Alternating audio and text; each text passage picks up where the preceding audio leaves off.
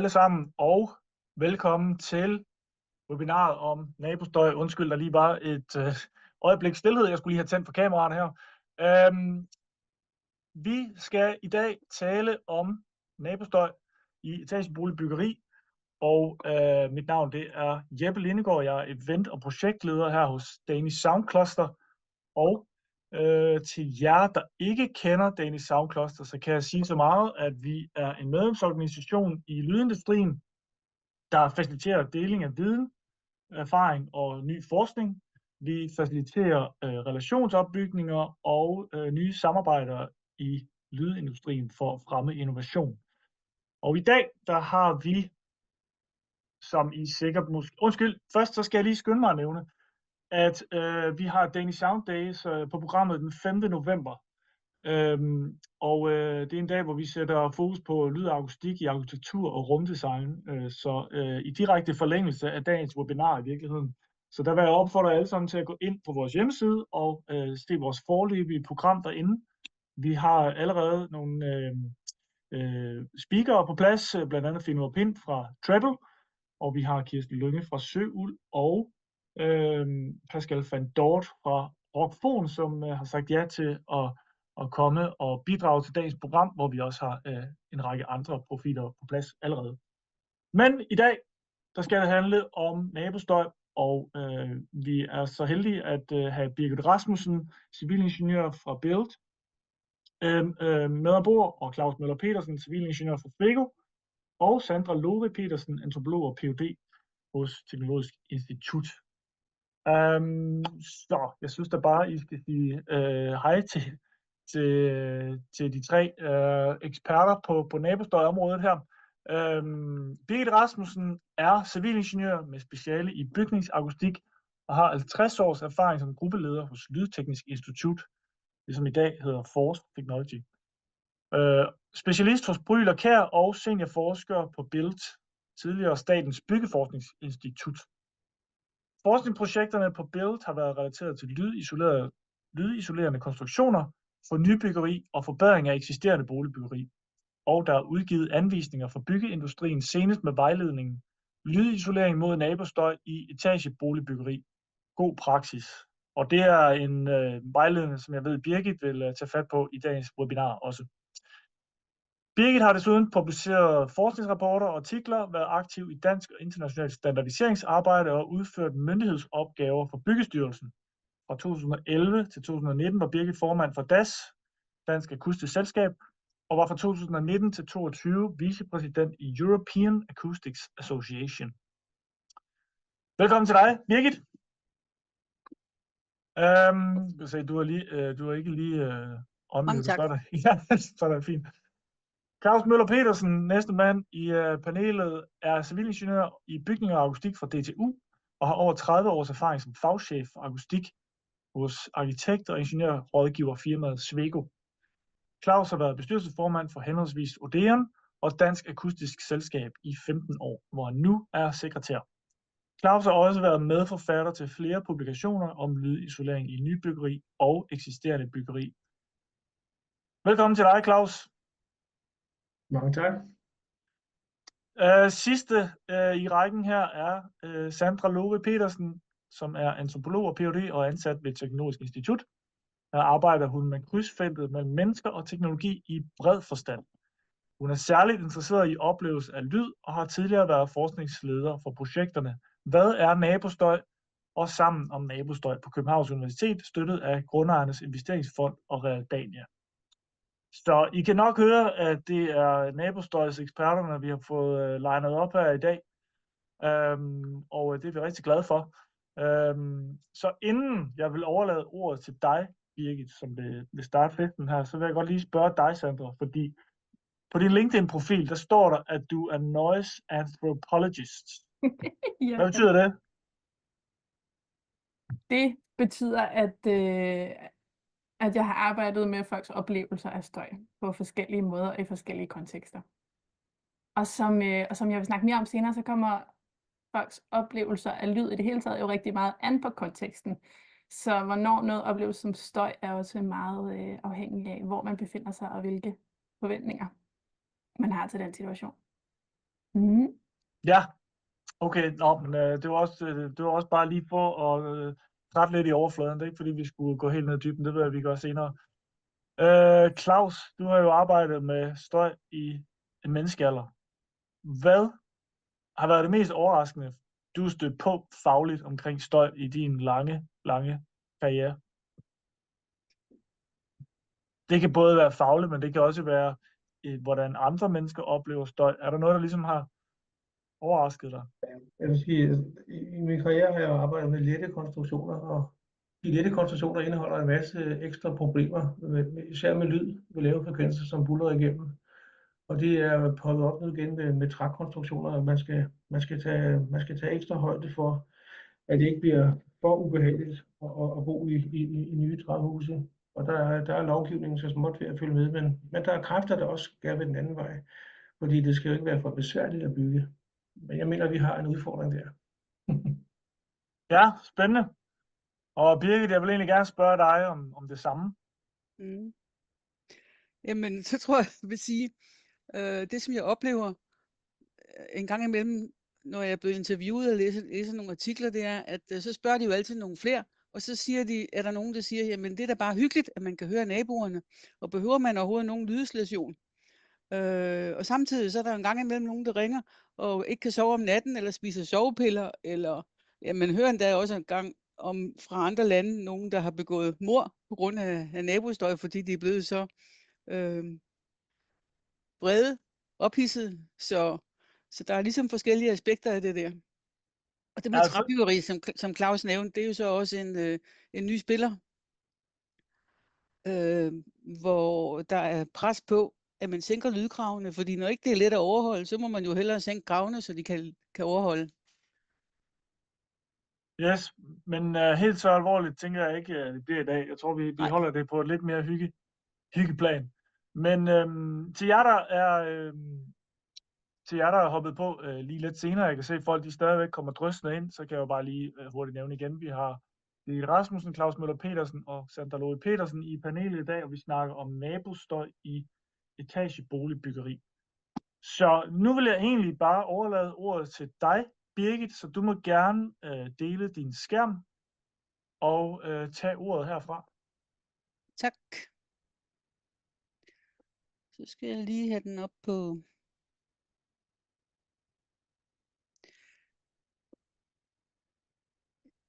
Ja, nu er den der grønne, den er lige inde midt i billedet. Det må jeg lige se, om jeg kan leve med. Kan jeg fjerne den? Det ser rigtig fint ud her. Der ser det helt perfekt ud.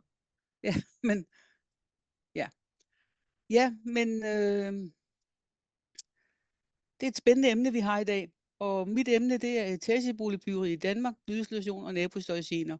Og det kunne man jo snakke om i nogle dage, men nu har jeg så fået et kvarter til at præsentere nogle ting her. Og der fokuserer jeg så på en 10-siders folder, der blev udgivet for et par år siden. Og som I kan se her på forsiden, så er det noget med lydklasser, og noget med sundhed og trivsel og bæredygtige samfund og lydkvalitet. Så det er det, som det kommer til at fokusere på.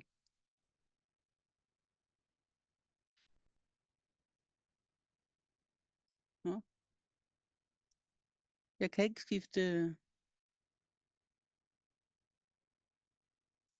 Jo, nu kommer den. Ja, så kan man begynde med at spørge, hvor mange danskere, der er generet af nabostøj. Og der har Statens Institut for Folkesundhed, de har lavet undersøgelser med 3 til 5 år imellem siden år 2000. Og de sender spørgeskemaer ud til 25.000 personer, og der har indtil nu været cirka 15.000, der har svaret. Og det har så de senere år foregået via e-boks, men ellers tidligere var det papirskemaer. Og der har jeg samarbejdet med Statens Institut for Folkesundhed, også kaldet SIF, og fundet ud af, at for beboere i etageboligbyggeri, der er en stærk sammenhæng mellem oplevede nabostøjgener og højt stressniveau, dårligt mentalt helbred, træthed og søvnproblemer. Og det er jo ret tankevækkende, og det er også det, som jeg sådan oplever, når nogen de ringer og spørger, hvad skal de gøre? Så det har helt sikkert betydning for folks livskvalitet. Nogle eksempler på generende eller forstyrrende typer af nabostøj på aktiviteter, der forstyrres, det kan vi se her. Hvis jeg lige skal trække nogle enkelte ting ud, så er det naboers fodtrin, og det er nok mest dem, der bor ovenpå, men det kan også være ved siden af. Og børn, der hopper og leger, og det er blandt andet, hvis det er tidligere om morgenen, står op klokken 6, og det er der ikke alle, der lige synes, det er sjovt at høre de aktiviteter tidligere om morgenen. Og så kan man sige, at det, der er ens egne aktiviteter, der forstyrres, det er blandt andet søvn, og hvordan man bruger rummene i boligen, og lytte til forskellige ting. Og så er det også det der med, at man ikke altid kan have et privatliv. Det vil sige, at hvis man gør et eller andet, så skal man være bevidst om, at naboen kan høre det. Når man kan høre naboen selv, så kan naboen også høre, hvad man selv laver. Så derfor så kan man sige, at man kan sådan meget kort konkludere, at nabostøj det kan medføre en stærkt forringet livskvalitet. Så har jeg været med til at lave nogle undersøgelser af det danske etageboligbyggeri. Og det bygger jo så blandt andet også på mine forgængere på SBI og andre, der har hjulpet med det. Blandt andet Jesper Engelmark ude på DTU, forklare konstruktionerne i forskellige tidsperioder. Og så har jeg brugt Danmarks Statistik til at se, hvornår etageboliger de er bygget. Så her der kan man se, hvor mange boliger, der er bygget i forskellige tidsperioder. Og så har jeg skrevet på i procent. Nu er jeg lige lidt forud for min egen præsentation, fordi jeg har skrevet nogle lydklasser på for boliger i forskellige perioder. Men man kan se, den stiplede linje her i midten, det er angiver, hvornår det første nationale bygningsreglement blev udgivet. Og det vil sige, at boliger før det, de har ikke nogen lydkrav. Det vil sige, at der var nogle kommuner, nogle steder i Danmark, som havde nogle lokale lydkrav, men ikke nogen nationale lydkrav. Og efter det, så kom der lydkrav fra 1961, og de lydkrav, de har været de samme, stort set frem til i 50 år, frem til 2008. Og det vil så sige, at boliger, som er bygget i praksis, så er det omkring 2010, måske lidt senere, de har de nugældende lydkrav gældende. Og vi kan så se her, at boliger nede i den lave ende, hvor står lydklasse F, det er den dårligste, der er 45%, og så er der 9% af nogle med tynde etagedæk, betondæk eller tegldæk, og det giver til sammen mere end halvdelen af alle Danmarks etageboliger, som er bygget før der var lydkrav i Danmark. Så kommer vi hen til beton, det er der, hvor der står D, betonelementbyggeri i Danmark. Og så fra 2008 er det stadigvæk mest betonelementbyggeri, og der er cirka 10% af Danmarks etageboliger bygget efter 2008. Og det er jo det der tal 10%, det er jo noget, der ændrer sig, fordi der er bygget mange etageboliger de senere år, så det vil sige, om 3 år fra nu, så vil der måske komme til at stå 12% eller et eller andet. Det ved jeg ikke endnu. Det kan jeg se på Danmarks Statistik. Så kan jeg lige tilføje her, at man kan se et etagedæk til højre, og det er så det, som næsten halvdelen af alle Danmarks etageboliger har. Og det er typisk rigtig dårligt med hensyn til lydisolation, og det bliver ikke bedre af, at der så også kan være utætheder. Så har jeg vist en struds, der stikker hovedet ned i jorden, og det betyder, at man skal være opmærksom på, at sådan er virkeligheden, og man skal lade være med at, man kan også sige, feje problemerne ind under gulvtæppet, men være opmærksom på, at der er faktisk problemer derude, uanset om man vedkender sig det eller ej. Så her har vi de danske lydklasser. Lydklasser findes i en del lande, og også i Danmark, og der er 6 lydklasser i Danmark. Og indtil for 6 år siden, så havde vi kun 4 lydklasser, ligesom i de andre nordiske lande. Men så fik vi 2 mere, og det betyder så, at man også kan lydklassificere boliger, der er bygget før, at der var lydkrav i Danmark. Og jeg har sat en ramme omkring lydklasse C, og det er den, der er gældende for nybyggeri. Og man kan jo sige, nu burde jeg måske gå tilbage, at man burde kunne stole på, at de boligbyggerier, der bliver lavet, de overholder lydklasse C. Men lidt senere, når Claus kommer på, så vil vi høre, at det kan man altså ikke regne helt sikkert med, men man burde kunne stole på det. Så det er næsten, hvad jeg vil sige om det der nu. Men de der lydklasser, de er altså defineret i DS 490 fra 218, og man bruger nogle internationale standarder som referencer til, hvordan man måler og hvordan man vurderer. Så kan man spørge, hvorfor skal man forbedre etageboligers lydisolation? Det kan der selvfølgelig være en holdning til. Min holdning det er, at det bør man gøre, når folk de har svært ved at sove, eller helt taget bliver generet af nabostøj. Man bør have mulighed for almindelige aktiviteter, uden at naboer bliver forstyrret, og også at have sit eget privatliv. Og den måde, man forbedrer på, det er sådan som hovedprincip ved at sætte lydisolerende loft op, lydisolerende forsatsvæg eller et lyddæmpende gulv. Og der er så lavet den her lille publikation, som jeg vil præsentere om lidt. Så er der lavet en større anvisning for 10 år siden, og den har Claus hjulpet med at lave. Og der står mange flere detaljer. Altså de der 10 sider, der kan man jo ikke lære at blive specialist i at bygge på den rigtige måde. Og så har jeg lige vist et hus over til venstre, hvor man kan se forskellige lydkilder i et hus, som skal illustrere, hvordan man kan blive generet af støj fra naboerne. Og den publikation, som jeg vil tale om, den hedder Lydisolering mod nabostøj i etageboligbyggeri, god praksis. Og den har 10 sider, og den er, jeg vil fortælle lige lidt om de forskellige afsnit, uden at gå i detaljer. Den kan man hente på en hjemmeside, som man kan se linken til det heroppe, nabostøj.au.dk. Og ja, så vil jeg egentlig bare gå videre her. De første sider, de handler om, hvorfor man skal lydrenovere, om lydkrav, lydklasser, planlægning af lydrenovering og hovedprincipper. Og det er selvfølgelig helt overordnet, men skal ligesom sætte i gang, som kan bruges til, den kan bruges til beboere og boligorganisationer og andre, hvor det er relevant at sætte sig ind i det der med hvordan man foretager en lydrenovering. Og så en pointe det er også, at når man laver totalrenovering, så skal man altså ikke bare feje det med lydisolering til side, fordi ved en totalrenovering af boligbyggeri, det foregår måske med 25-30 år imellem. Så hvis ikke man gør det nu, når man alligevel renoverer, så vil man ikke få chancen igen forløbe, og så må folk leve med dårlige boliger indtil da. Ja, så kommer vi til, efter de indledende sider, til 3 sider, som behandler boligbyggeri i 3 specifikke tidsperioder.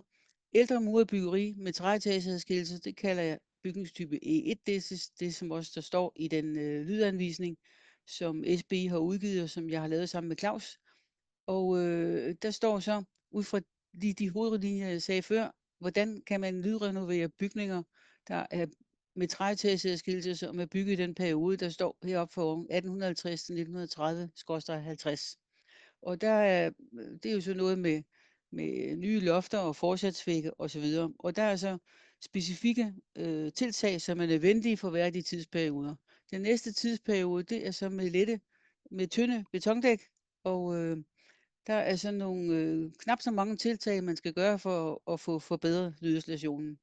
Men ellers samme hovedprincip, hvad man skal gøre i processen, og principperne for, hvordan man monterer. Og så må man gå ind i SB-anvisningen og se flere detaljer. Den sidste herhenne, hvor der står lydklasse D, det er betonelementbyggeri, og det er jo knap så slemt som de andre, eller det er noget bedre end de andre, men lever stadigvæk ikke op til dagens standard. Og der er så også nogle eksempler på nye lofter og forsatsvægge. Og som jeg har skrevet herude til højre, så bør nybyggeri, der er bygget efter bygningsreglement 2008, det burde principielt opfylde de gældende krav. Og det er så ikke altid, det er sket, eller det kan være, at nogen har behov for en bedre lydisolation, end det der er der specificeret. Og så må man bruge lydklasse A og B, men det er sjældent, jeg hører om det i praksis. De sidste sider i folderen, de viser tips og tricks og referencer og transmissionsveje gennem specifikke konstruktioner, samlinger og gennem utætheder. Så det er sådan lidt nogle forskellige ting, man skal være opmærksom på. Så Så den skal ligesom afrunde det, der er tidligere i publikationen. Så var der for 3 år siden, der har været nabohistorie, det er jo noget, som aviserne skriver om indimellem, med mere eller mindre substans. Men for 3 år siden, så blev jeg kontaktet af Jyllandsposten, nej, først Politikken, og de bragte en artikel sidst i januar, det er den, man kan se ude til højre. Og det er en udmærket artikel, hvor de har sådan også vist nogle illustrationer, og de har selvfølgelig også hørt nogle andre ude fra byggebranchen og ejendomsmæglere osv. Og det gælder også artiklen, som Jyllandsposten, de har sikkert læst den fra Politikken og synes, det vil de også skrive noget om. Så de ringede en uges tid efter den anden artikel havde været i Politikken og stillede spørgsmål. Og begge artikler, dem viste sig så, for jeg ringede til Jyllandsposten og sagde, kan I sende en pdf af den artikel, for jeg holder ikke Jyllandsposten. Så sagde ham, journalisten, så siger han, det kunne han godt, og så ville han lige gøre opmærksom på, at der også var mange Facebook-kommentarer. Og det gik jeg så ind og undersøgt, og det viste sig så, at der faktisk på Jyllandsposten og Politikken til sammen, der var over 700 kommentarer på Facebook. Og det har jeg så kigget lidt på siden, men det kommer jeg ikke så meget ind på i dag. Så er der det med synspunkter præsenteret i de avisartikler, og også andre end dem, der lige var vist her. De fleste beboere, de er enige i, at det kan være en fordel med obligatorisk lydmærkning, og en del, de ville rigtig gerne have vidst, at der var, hvad lydstationen var, før de flyttede ind. Og især dem, der har købt en bolig selvfølgelig, men også dem, der lejer. Nogle synes så, ligesom vi oplever med støj fra restauranter og trafikstøj, nogle siger, jamen sådan er det at bo i byen. Hvis ikke man kan lide det, så kan man bare flytte ud på landet. Andre mener, at tolerance og god kommunikation med naboerne er løsningen, og det kan jo også hjælpe i nogle tilfælde, men ikke i alle tilfælde. Langt fra alle tilfælde, vil jeg sige. Og der er stadigvæk det med privatlivet. Så på den anden side, så er der også bygherrer og entreprenører og ejendomsmælere. De kan simpelthen ikke lide det med lydmærkning, for det betyder, at de skal svare på et spørgsmål mere, når folk spørger, eller de skal tage hensyn til det og opfylde lydkravene. Så de ønsker ikke opmærksomhed om det. Og når der er problemer med nabohistorie, så kan man sige, at spørgsmålet, eller er grunden, at der er naboerne, de er for støjende, eller er den generede person for sensitiv, det jeg tit hører, eller jævnligt hører. Nogen kan nærmest blive beskyldt for at være syge, hvis det generer, og jeg er ikke på det hold. Jeg synes, at det er rimeligt, at man ikke bliver generet. Og så er det med, om bygningen den har for lav en lydisolation. Og det ved jeg jo, det er tilfældet for rigtig mange af Danmarks etageboliger. Så kan der være en række løsninger, hvor jeg kun lige vil nævne nogle af dem. Altså det der med at være tolerant og empatisk og fleksibel, det er selvfølgelig rigtig godt, men det har jo sin grænse, hvis man skal have en god dagligdag. Og så er der det med klager. Det hører man rigtig tit. Det hjælper ikke, eller det hjælper først efter flere år, eller hvis en hel masse andre. Og husorden, det er selvfølgelig også rigtig godt, men det løser ikke helt problemet. Så er der det med at udføre en forbedring af lydstationen i boliger, og det sker ikke tit nok, synes jeg. Og så har jeg oplevet med de projekter, jeg var involveret i, at nogle de flytter simpelthen, fordi de kan ikke holde det ud. Efter et halvt år eller et par år, så flytter de.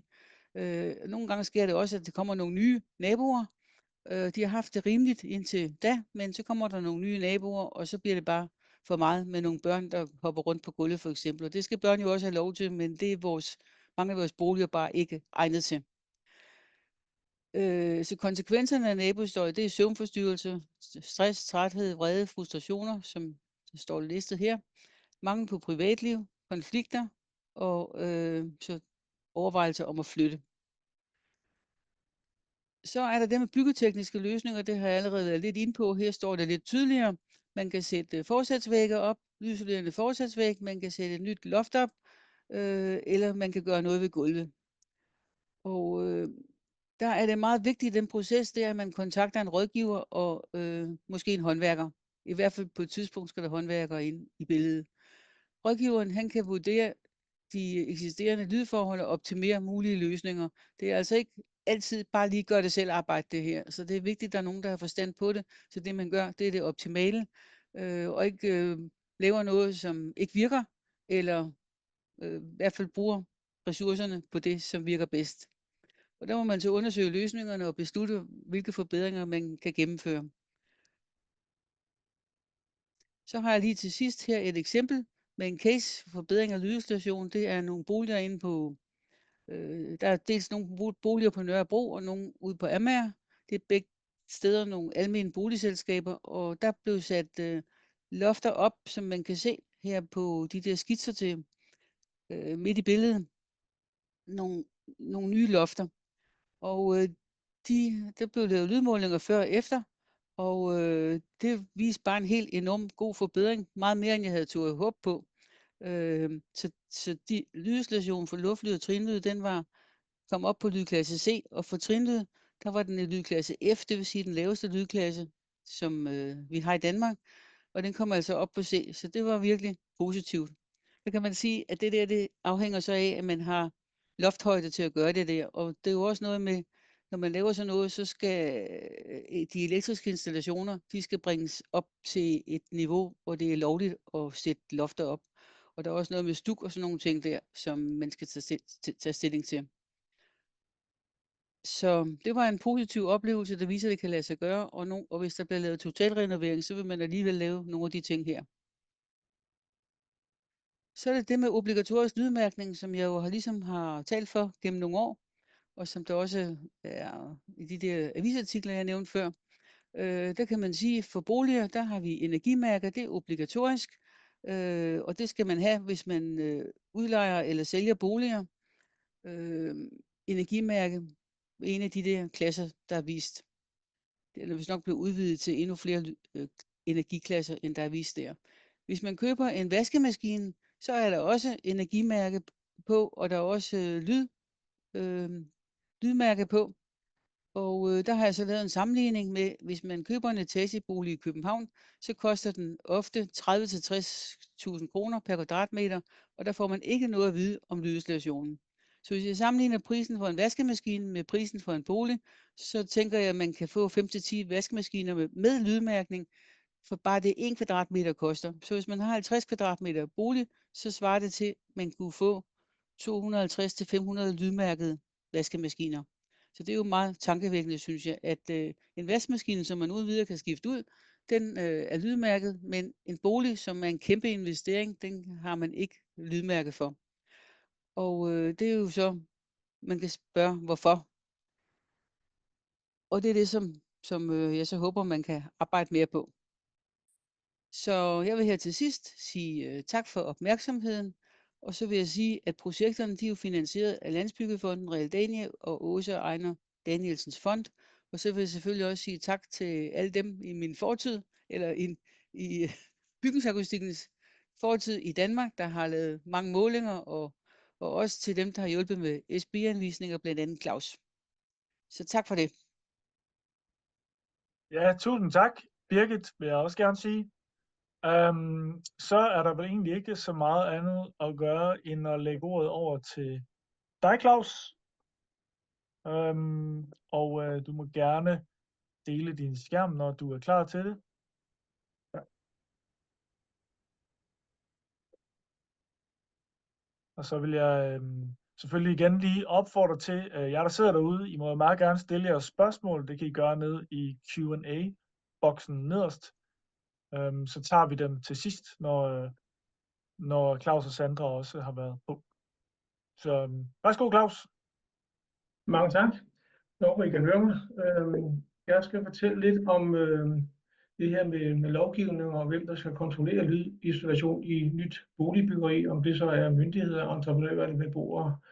Og det har vi så aftalt, det gør jeg ved at præsentere et ekstrakt af en præsentation, som Birgit og jeg gav i Finland her ved det baltisk-nordiske akustiske møde i maj måned her 2024. Og det var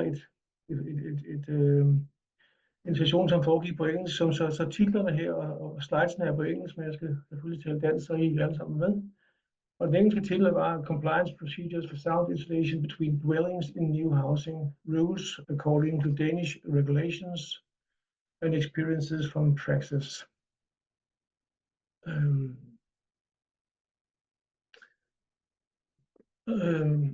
dagsordenen hedder, kan man sige, lidt omkring lydisolationsregler og klassifikation. Det er ganske kort. Birgit har talt lidt om det. Så noget omkring, hvordan er proceduren for at finde ud af, om der sker en overholdelse af de her lydisolationskrav. Så et par enkelte praktiske cases og lidt om, hvad man kunne lære af dem. Og så nogle konklusioner og anbefalinger. Den her har vi set før, men nu er det bare så highlightet, hvad det er for en lydklasse. Det er de lydklasser, der gælder for det gældende bygningskvalitet i Danmark siden 2008. Den hedder lydklasse C. Og der er altså 2 nøgletal, man skal overholde. Det ene hedder RW, som skal være større end 55. Det handler om luftlydisolation. Altså det skal være så godt isoleret mod naboen som muligt. Og den næste af dem, den hedder L, mærke MW, som skal være mindre end et tal 53. Det er altså trinlyd. Trinlyden må ikke være for høj. Der skal altså være ro, om så siger, når overvågen går rundt og rykker rundt på sine stole. Hvis de krav er overholdt, så har man fundet ud af ved nogle undersøgelser, at så er der mellem 50 og 65% af en population, som synes, at de lydforhold de er gode eller meget gode. Men der er altså også omkring 20% eller op til 20%, som synes, at så er lydforholdene ringe. Det er ikke sådan, så at hvis man har overholdt dagens lydkvalitetskrav, så er alle glade. Det er altså, kan man så sige, op til 65, der er glade procent. Men det er lydklasse C, som er den, der er normen for de regler, der er i bygningsreglementet. Omkring det med procedurer for kontrol og overholdelse i Danmark, der er det sådan, at man skal have en byggetilladelse for at få lov til at gå i gang. Og i den byggetilladelse skal man som byggeperson, entreprenør eller bygherre, så skal man søge, og det gør man ved at definere, hvilken bygningstype man vil bygge efter, og hvilke krav i bygningsreglementet man vil overholde. Det gælder både for MS, det her står multistormer, altså siger etageboliger, og for rækkehuse. Der skal man søge for at gøre det her. Og når man så har bygget, så skal man have en ibrugtagningstilladelse, og den får man ved at uploade noget dokumentation, som viser, at kravene er overholdt.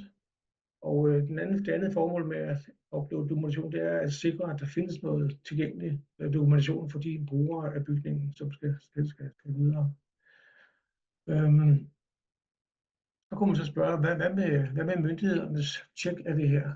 Hvordan med det?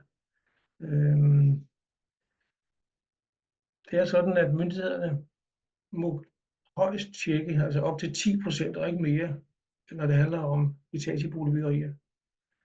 Og det er formuleret sådan i bygningsreglementet, at man må ikke kontrollere rækkehuse. Og det har jeg undret mig lige siden den regel kom ind. Altså rækkehuse er jo ikke bare 2 nabobygninger, og så er det byggeri slut. Rækkehuse er jo omfattende boligkomplekser, hvor der kan være over 100 boliger, og de må altså så ikke kontrolleres lydmæssigt. Det er altså noget, jeg kommer til at gentage på gangen. Det undrer mig. Det er ikke hensigtsmæssigt. Og hvorfor kun 10% af etageboligbyggeriet? Det er som om, at der er lagt lidt låg på det her. Så det håber vi på, at en dag kunne blive ændret, hvis jeg skal være helt personlig i min holdning her. Så er det sådan, at når man skal lave de her kontroller, så kan man faktisk uploade beregninger, altså calculations, i stedet for egentlige målinger. Og det kunne jeg selvfølgelig sige at være meget nemmere at regne, end det kan være at måle. Men sagen er jo, at når man kun regner, så får man overhovedet ikke styr på de her såkaldte konstruktionsfejl, man kan sige byggemæssige udførelsesfejl, om der er utætheder, eller om ting er bygget uhensigtsmæssigt, så der er samlinger, der ikke er korrekte. De vil typisk ødelægge lydsituationen. Så derfor er det heller ikke nogen rigtig god idé, at man tillader beregninger, når det handler om sådan nogle detaljer, som der er i byggeri. De fleste fagfolk ved godt, at det er afgørende, om der er uheldige sammenbygninger eller utætheder. Vedrørende proceduren for overholdelse, hvad er der så af mangler? Ja, der er jo altså det her med, at der er mangel på kvalitetskontrol, og i specielt rækkehuse. Og det fører jo, og det kan i hvert fald føre til, at man får nogle utilfredsstillende akustiske lydforhold. Og ja, som vi har hørt tidligere, så kan det faktisk give en forringet livskvalitet. Altså det her med, at man sådan set bliver påvirket af naboen, og man er også selv bange for at påvirke naboen. Det skal afbalanceres det her, og de kvalitetsniveauer, der nu ligger i lydklasse C, som vi hørte om, Selv de er jo ikke perfekte, men det burde dog være det, man skulle være sikker på at blive overholdt, når man bygger nyt. Så er der det her med, at man har en mangel, som medfører, at der er en ret stor kan man sige, mængde af uløste problemer over en rigtig, rigtig lang tid. Det betyder så, at folk er jo mentalt belastet, mens det her foregår. Altså hvis man synes, at noget er skidt, og det så ikke bliver rettet før om 4 år, så er det altså lige, så er det ikke nemt. Og så er der det med, at der er altså også rigtig store økonomiske konsekvenser i de her ombygninger. Det kunne så føre til, at nogen var frygtet, at det blev altså, kan det overhovedet realiseres, at det bliver udført? Er der nogen, der kan betale det her, eller hvad sker der mon? Så er der det med kvaliteten af den akustiske dokumentation for test. Så er det sådan, at vi oplever, at der måske nok er mangel på kompetencer blandt de organisationer og de folk og de instrumenter, der bliver brugt. Og man kunne også spørge sig selv, hvad med myndighederne? Skulle de må også have noget ekstra træning i det her? Og når jeg nu nævner de her ting, så er det fordi, vi har simpelthen set såkaldte nonsensrapporter, altså hvor man oplever, at personer og målefirmaer møder op med hjemmebyggede instrumenter, altså en bankemaskine er et ISO-standardiseret måleinstrument, som for eksempel tramper i gulvet, så man kan måle et trinniveau. Men der er eksempler på målinger udført med egne opfindelser. Egentlig også med masser af misforståelser indbygget, så det var et hospitalsbyggeri faktisk anbefalede, at man bare skulle bygge videre, for det var vigtigt med et højt trinniveau. Som vi lige hørte før, hvor man ikke kommer over en vis grænse. Det de anbefalede her var det stik modsatte. Hvor man bare siger, at det er så voldsomme, kan man sige, uhensigtsmæssigheder, som man måtte ønske der, at myndigheden har sagt stop, det her det er helt galt. Men igen, myndigheden skal også have tilstrækkelige indsigter og have tilstrækkelige muligheder for at gøre det. Og det her det blev altså ikke opdaget, så selv den næste blok i det her sygehusbyggeri fik dårlige gulve, som skulle rettes senere. Ja. Så kunne man spørge, var det så ikke en god idé at få noget certificering ind her, altså enten som personcertificering eller som en akkreditering, som vi kender det fra støjsager i det eksterne miljø, hvor det er virksomheder i forhold til naboer. Det her med de her akkrediteringsidéer, de står faktisk også i Dansk Standard 490, som netop indeholder de her lydklasser, at det er anbefalet, at man går den vej. Men alle de her ting er jo ting, der er dyre og tager længere tid og koster mere besvær, så det er noget, vi godt kunne ønske os. Så har jeg 2 typiske case stories, hvor den ene handler om luftisolation, hvor vi i de her tilfælde manglede op til 7 dB for at overholde 55 dB kravet der. Det vil sige, så kan man efterhånden begynde at forstå, i hvert fald høre, hvad der sker i naboboligen ganske tydeligt. Og hele 90% af det her byggeri, jeg lige snakker her, de mistede. Så kan man sige, jamen der må der være nogle konstruktionsfejl, er der ikke det, eller hvad? Og sagen er, at det var et rækkehusbyggeri, og her har vi så et plant udsnit af tegningen, hvor vi for oven ser lejlighed 1 og for neden ser lejlighed 2, eller bolig 1 og bolig 2, og det er så en dobbeltvæg, vi har fat i her, hvor vi kan se, at jamen, der er jo adskilte dobbeltvægge, der er isolering, men der er måske også lidt problematisk herover, hvor vi har nogle sammenhæng med nogle store profiler og noget mørtel. Der er faktisk en fin flue i formuren, som der også bør være, men det var altså ikke godt nok, kunne vi så se. Så man måtte prøve at tjekke efter, hvad søren kunne det være. Man fik først og fremmest tjekket, at der vitterligt var adskillelse imellem de 2 væghalvdele. Det er den lodrette flue, vi ser her. Og man fik også tjekket, at de der vinkelprofiler, som skulle have nogle af varmestillerne, de kunne sådan set godt koldes af, når nu havde bygget. Men selv efter det var forholdene ikke i orden. Og efter nogen granskning fandt man så ud af, at for søren, der skal mindst være 400 mm, kan man sige, forskel mellem terrændæk, eller dækket i boligen, og så det fælles fundament, så man ligesom får en omvej fra den ene bolig og til den anden bolig. Jeg håber, I kan se min mus. Sagen er nemlig, at de her regler er blevet ændret, så man i gamle dage kørte med 200 mm på det her sted. Nu kører man altså med 400 mm. Har man kun 200 mm, så er der kun for lille omvej, så det er svært at gøre noget ved, når man først har bygget. Så løsningen i det her tilfælde blev, at man måtte påføre nogle gipsplader her direkte på. Det var ikke sådan en voldsom ombygning, men det tog noget tid at komme frem til løsningen, kan I næsten forestille jer. Den anden typiske case, jeg vil vise jer, den handler om trinlyd. Og det venstre i figuren her ser I den rigtige løsning, hvor man har et svømmegulv, som er mærket godt her. Så har man noget blød isolering, eller i hvert fald isolering, elastisk isolering. under det her gulv, så det kan svømme, men det må heller ikke kunne røre i kanterne, så der har man også en lodret kantisolering. Det vil altså sige, at det er jo en betonvæg og et betondæk, et betonhuldæk, ikke? Og det her det er den rigtige måde at gøre det på. Herovre til den anden side, der har vi så noget, der er problematisk. Jeg vil lige prøve at gennemgå dem en af gangen. Vi starter med til venstre. Og så kan jeg lige sige, at det man oplevede her, det var overskridelser på op til 10 dB. Altså sige, man fik virkelig kunne høre, hvad der foregik. Og det der var spørgsmålet, det var det her gulv flydende, eller var der et for stift underlag, eller var der for stive koblinger langs på kanten. Og den case, jeg har i den ene side her, den handler om, at der var faktisk 67% af gulvene, der ikke virkede. Og det var så ud af en population på 25 i det her tilfælde. Og sagen var, at man brugte noget skumbeton hernede under. Skumbeton er noget med nogle polystyrene og noget bindemiddel imellem. Men det bliver blandet på stedet, og det vil sige, at der var en stor risiko for, at der var forkert blandingsforhold, og det var jo også det, der var grunden til, at det gik galt. Så det var en voldsom ombygning med at tage gulvene op. Ja, folk skulle jo genhuses, alle deres møbler skulle væk, og der skulle varmeslanger væk, og der skulle laves en hel masse tiltag for at komme i mål. Så det er trinnet kan blive voldsomt, når det virker. Den anden case, det var en, hvor man havde hele 240 boliger, hvor man lavede en fejlagtig renovering, og fik desværre svøbt sit svømmende gulv sammen med væggen, så trinnet render den her vej ind i væggen og ned til underetagen. Og de gav massive overskridelser på 10-15 dB. Så pas på svømmende gulve, som en af mine gamle kollegaer sagde, de virker faktisk bedst anden gang. Men det er jo træls, når man skal bygge om. Hvad lærte vi så af de her fælles studier? Ja, det her med, at i dobbelte vægge kan selv små lydbroer skabe kæmpe problemer, og de kan ofte være nærmest umulige at fjerne helt og aldeles. Og derfor kan man komme til at skulle lave ekstraordinære foranstaltninger ved at putte ekstra vægbeklædninger på. Og når vi snakker om dårlig trinlydkvalitet, så kan det blive en meget, meget langmodig affære at få rettet op på det. Mellem 2 til 5 års lidelse, kan man kalde det her, hvor man må vente på, at der sker noget, at de parter, der er involveret, de kan tage fat og få gjort noget ved det. Og det er kolossalt dyrt. I det her rækkehus, eller det her eksempel med de 25 boliger og skumbeton, var det 2,5 millioner euro. Og det andet eksempel var det op til 10 millioner, for der var også 240 boliger. Så det er altså virkelig, virkelig store økonomiske konsekvenser, så vi ønsker bare, at man kommer i gang med at kontrollere det så tidligt som muligt.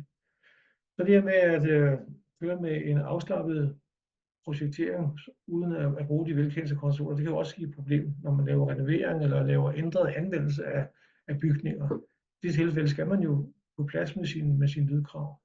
Jeg har eksempler på, at man kommer helt ned til lydklasse E og F, det vil sige de laveste, vi overhovedet har. Så take care. Så derfor er vores point her, at professionel projektering og planlægning, professionel inspektion og kontrolmålinger er rigtig, rigtig vigtige, og det skal være før folk flytter ind. Og det vil så have hjulpet det her tilfælde og vil spare tid og penge, og det vil have givet en meget bedre lydmæssig kondition i de her boliger og de leveforhold, der var i orden. Men det andet, der er vigtigt, når man laver de her kontrolmålinger og inspektioner, det er at samle viden, så både bygherrer, entreprenører og akustikere kan sammen blive klogere og få lavet de her løsninger og givet nogle anbefalinger, som man rammer rigtigt første gang. Der er lidt omkring konklusionerne, det bliver lidt langt her, og anbefalingerne, men i hvert fald, der eksisterer desværre rigtig mange problemer ude i det virkelige liv, selvom man kender velkendte løsninger og har kendt dem i årtier. Og vigtige emner for projektering og planlægning er, at man har noget professionel hjælp indover, at man får også hjulpet de arbejdere på byggepladsen, som skal løse de her ting, og hvor er det, de skal passe på at være ekstra grundige. Ikke mindst, når man laver noget løbende tilsyn, og det er selvfølgelig først og fremmest visuelt, inden man får bygget færdigt, men når man så har fået bygget nogle af de her konstruktioner, så er det vigtigt at lave noget test, som man eventuelt kan nå at rette en fejl, hvis man har fundet ud af, at der var et eller andet, der ikke var så godt. Så i stedet for at lave 240 gulvovn, kunne man også med et. Og selvfølgelig lave nogle endelige slutkontrolmålinger, før folk flytter ind. Og så skal man, efter vores opfattelse, prøve at give en byggetilladelse, når man har lavet nogle test af de her krav er overholdt. Og nu skal jeg test både med stort og understreget, fordi jeg mener ikke, at man kan komme i mål med rene beregninger, for beregninger er jo teoretisk baseret, og der får man ikke de her udførelsesfejl eftervist. For eksempel det her omkring de her gulve, vil man aldrig kunne finde i en beregning. Så kan man sige, at i Danmark er det vores ønske, at når nu står Danmark, så fordi det var et nordisk publikum, vi sad og snakkede til i Finland, der er det vores ønske, at rækkehusene igen kommer ind som en del af det tjek, der skal laves mellem boliger. Og det er selvfølgelig kun de rækkehus, der har naboskilt. Der hvor der er en carport imellem, er det ligegyldigt. Men når der er et naboskilt rækkehus imellem, så er det virkelig vigtigt, at de bliver tjekket også.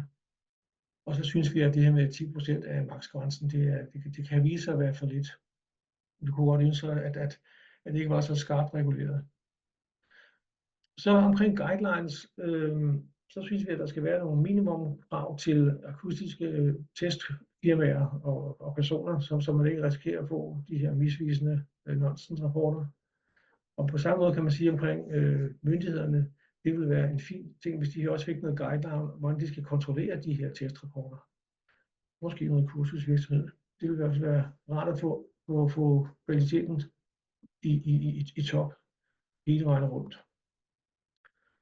Så kan man sige, at det her med at tjekke om håndhævelsen af de her krav, hvordan den tjekkes, skal det gøres? Det skal gøres af entreprenører og kontrolleres af myndighederne. Det er ikke rimeligt at kræve, at det foregår ved lejernes indsats eller ved dem, der har købt en ejerlejlighed.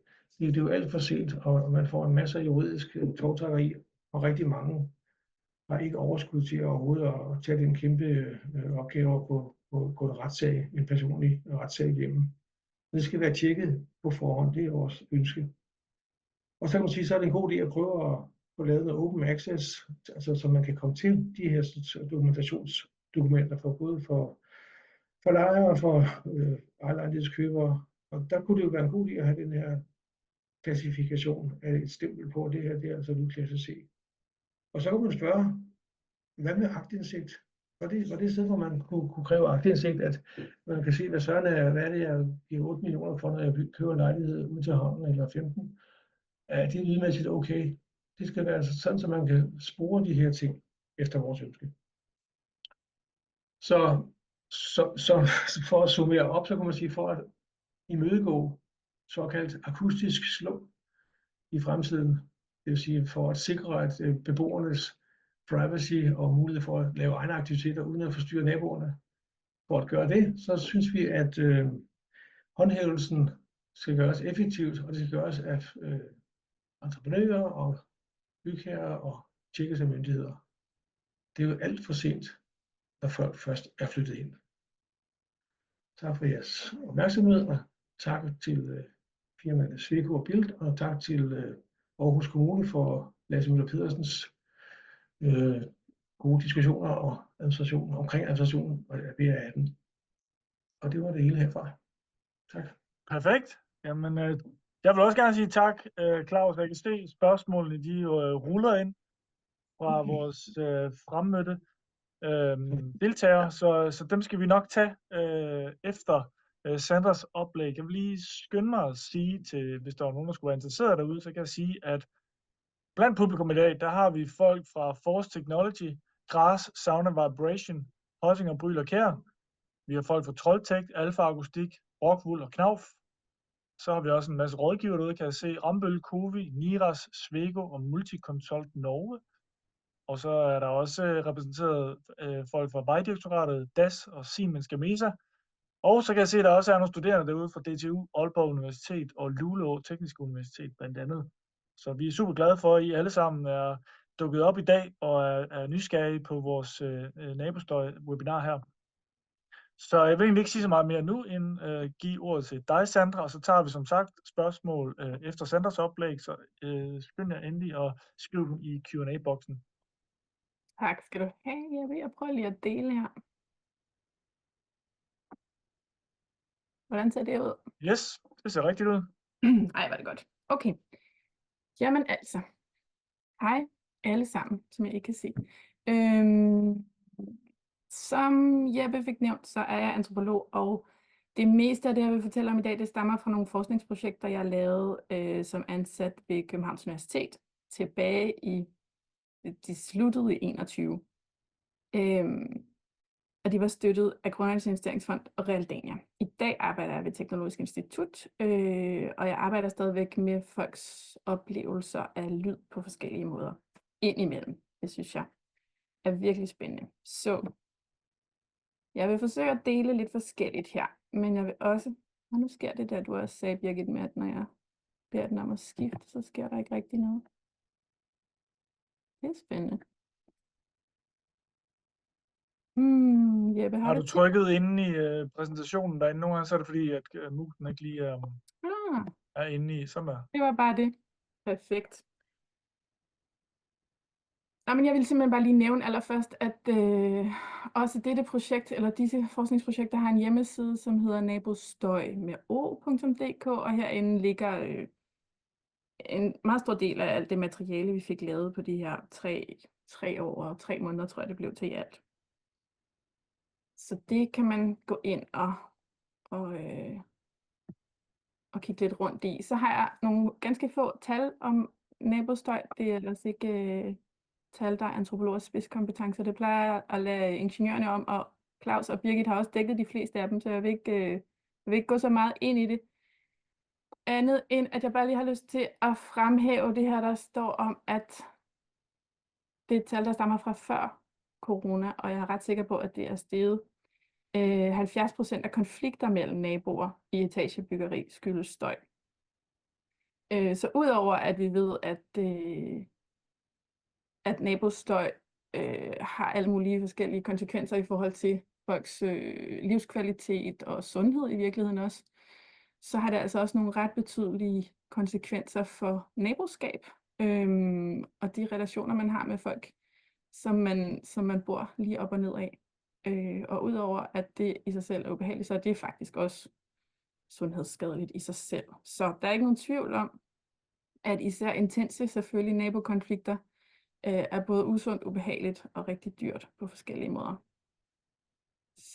Som både Claus og Birgit jo også har vist med al tydelighed.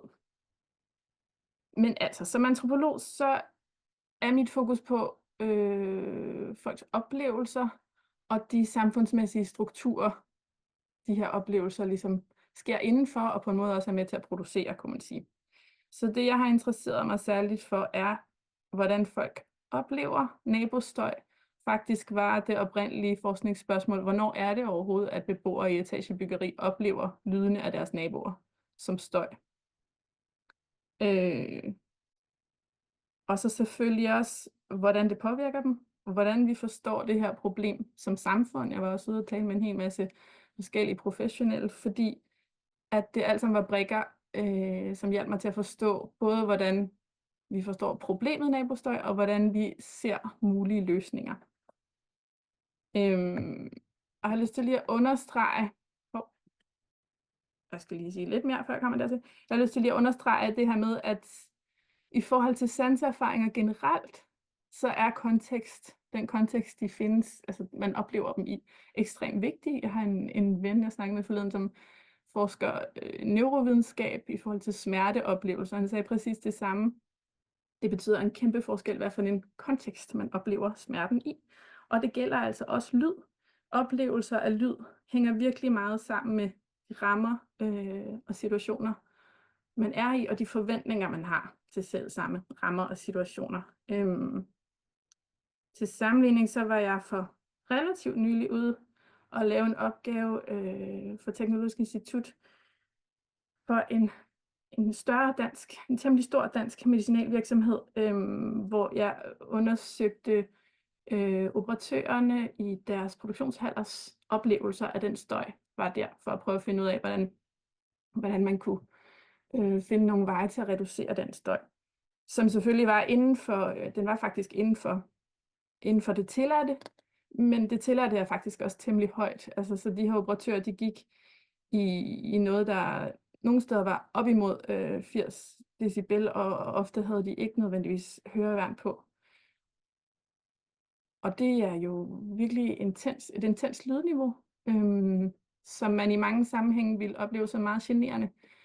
Og alligevel så var der en stor sådan, accept af, at det var bare sådan, det var, og det var helt okay, fordi det var ligesom en del af jobbet. Så selv den kvinde, der sagde, at hver dag, når hun kom hjem fra arbejde, så var hun faktisk hovedpine. Hun var også næsten lidt irriteret over, at jeg stillede spørgsmålstegn med den her støj, fordi den skulle selvfølgelig på en eller anden måde have lov til at være der. Det er bare for at sige, at i nogle kontekster kan man være meget sådan, tolerant over for lyd, og så kan der være andre kontekster, hvor ens tolerancetærskel er helt anderledes. Og hjemmet som kontekst er en meget særlig ramme i vores del af verden, bliver jeg nødt til at tilføje som antropolog, for det er selvfølgelig lidt relativt. Man kan godt finde eksempler ude fra verden, hvor det er anderledes. Men i Danmark, i Skandinavien, er hjemmet virkelig en helt særlig ramme, som jo dels er meget tæt knyttet til vores identitet her, sådan illustreret af, kender du typen, hvor man kan kigge på et hjem, og så kan man vide, så kan man gætte, hvem der bor i det. Det er altså også et sted, hvor vi forventer, at vi kan få en eller anden form for ro, og vi forventer at have en vis grad af kontrol, for eksempel over, hvem vi inviterer ind, og hvem vi ikke ønsker at invitere ind. Og det er jo noget af det, som virkelig kan blive udfordret, når lydene af andre uinviterede ligesom kommer ind i vores hjem. Et enkelt nørdecitat her fra en meget herlig norsk antropolog ved navn Marianne Gullestad. Hun skriver blandt andet om hjemmet, at den måde, vi ligesom skaber vores hjem, altså ikke bare det fysiske sted, men følelsen af, at det her er mit hjem, det er vel ligesom at opretholde det, hun kalder neat but somewhat fictional separations mellem det indre og det ydre. Altså det er den her følelse af, at der er noget, som er inde i mit hjem, og det har jeg en eller anden form for kontrol over, og så er der noget, der er udenfor, og der gælder nogle helt andre regler og rammer. Ja, så jeg tænker at dele en enkelt beboerhistorie med jer. Det handler om Birgitte. Vi interviewede omkring 30 beboere i de her forskningsprojekter. Nok i virkeligheden lidt mere. Og det er sådan nogle lange kvalitative interviews, som tit har sådan lidt livshistoriekarakter. Og Birgitte her, hun fortalte en hel del om, hvordan hun havde haft et svært brud med sin kæreste på et tidspunkt, da hun var jeg tror faktisk bare i starten af sine 20'er. Og efter det brud, så havde hun virkelig brug for at finde sit eget sted, og derfor investerede hun i denne her stuelejlighed i udkanten af København, og glædede sig meget til at indrette sin egen lille rede.